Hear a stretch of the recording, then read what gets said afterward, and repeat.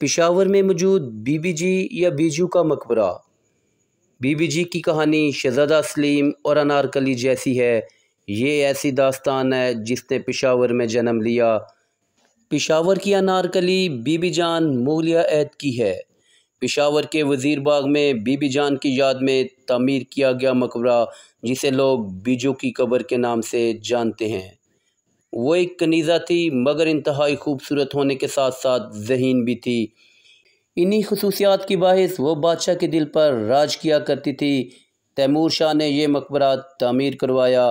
یہ مقبرہ پشاور کی فصیل شہر کے باہر جنوب میں وزیر باغ کے قریب قبرستان میں تعمیر کیا گیا۔ پشاور کو باغات اور پھولوں کا شہر بھی کہا جاتا ہے۔ اس شہر کی نسبت اس وقت کی ہے جب پشاور کے ارد گرد باغات تھے۔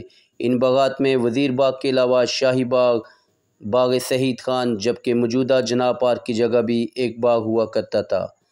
اس دور میں بڑے لوگوں کو ان باغات میں دفن کیا جاتا اور بی بی جان کو بھی وزیر باغ میں دفن کیا گیا اور ان کا ایک عالیشان مقبرہ بھی تعمیر کرایا گیا۔ آج سے تقریباً 250 سال پہلے کی بات ہے، جب افغانستان اور ہندوستان کے شمالی علاقے پشاور میں درانی خاندان کی حکومت تھی۔ پشاور کے قلعہ بالا حصار میں درانی بادشاہوں تیمور شاہ کی رہائش گاہ تھی، جہاں وہ سردیوں میں رہنے آتے جبکہ گرمیوں میں وہ کابل چلے جاتے۔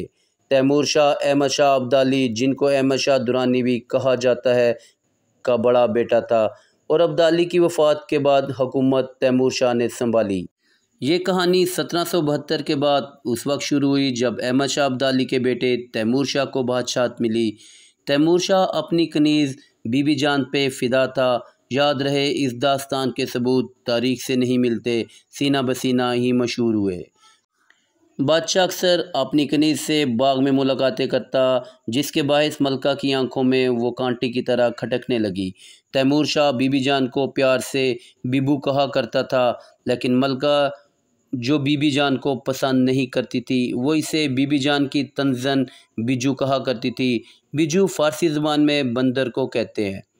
بیبو کیونکہ انتہائی ذہین تھی تو تیمور شاہ امور سلطنت کے مشورے بھی بیبو سے کیا کرتا تھا۔ ملکہ بادشاہ اور کنیز کے اس تعلق سے پریشان تھی اور پھر زہر کا ایک پیالہ لایا گیا تاکہ اس تعلق کو ہمیشہ کے لیے ختم کیا جائے۔ کہتے ہیں ایک دن ملکہ نے بی بی جان کو بلایا اور بی بی جان سے کہا کہ اگر وہ انہیں کچھ حکم دے تو وہ کیا مانیں گی، جس پر بی بی جان نے کہا، آپ کا حکم سر آنکھوں پر۔ ملکہ نے بی بی جان کو ایک پیالے میں موجود مشروب پینے کو کہا۔ وہ مشروب دراصل زہر تھا۔ بی بی جان ساری صورتحال سے آگاہ ہو چکی تھی اور انہیں معلوم تھا کہ ملکہ انہیں زہر پینے کو کہہ رہی ہے۔ کچھ سوچ کے بعد بی بی جان نے کہا وہ ایک مرتبہ بادشاہ سے ملنا چاہتی ہے، لیکن ملکہ نے بی بی جان کو بادشاہ سے ملنے کی اجازت نہیں دی، جس کے بعد بی بی جان نے زہر کا پیالہ پی لیا اور ان کی موت واقع ہو گئی۔ ایسی روایات بھی ہیں کہ ملکہ نے چالاکی اور دھوکے سے بی بی جان کو زہر کا پیالہ دیا، لیکن ان باتوں کی صداقت کا واضح ثبوت نہیں، کیونکہ درانی دور کے بارے میں معلومات بہت کم موجود ہیں۔ سنی سنائی یا لوگوں سے بیان کو ہی بتایا جاتا ہے۔ جب تیمور شاہ کو اس واقعے کا علم ہوا تو انہیں بے حد صدمہ ہوا۔